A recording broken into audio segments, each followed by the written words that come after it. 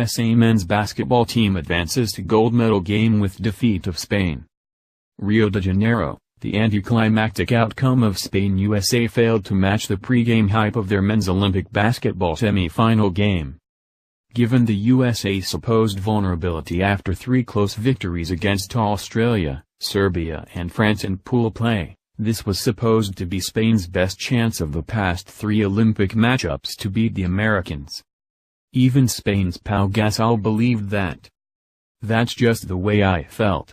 I don't think they're playing as well as other times they have played. They're still a very talented team individually, but I feel like if we would have been a little bit sharper with our shots, moved the ball a little better and boxed out a little more, it's a 2 or 3 possession game and you're talking about a whole different story. It was Spain's once-in-a-lifetime chance and turned out same as it ever was, another U.S. victory over Spain. This time, it was 82-76, and Spain will leave another Olympics without a coveted gold medal. It lost to the U.S. in the final game at the 2008 Beijing Olympics and 2012 London Olympics. The Americans can win their 3rd consecutive gold and extend their 8-year dominance in international basketball with a victory over Serbia on Sunday, 2:45 p.m. ET. It is a rematch of the 2014 FIBA World Cup final, which the U.S. won.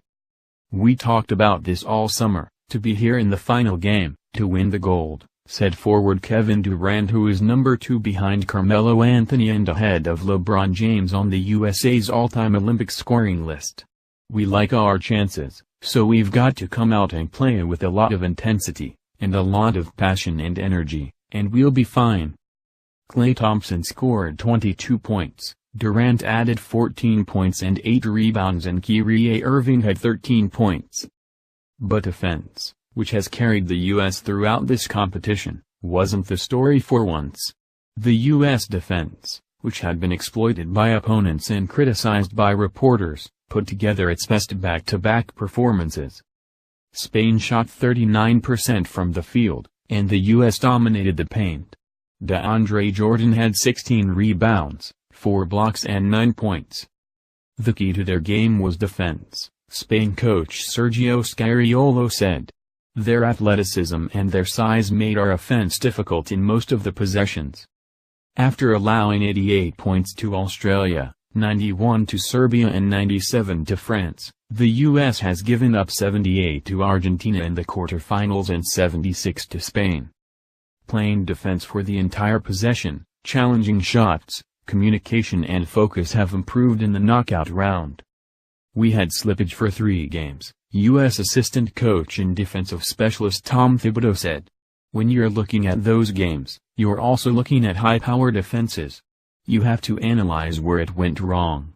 We had to get intensity back into it. But overall, I think the defense has been very good. The U.S. isn't invincible.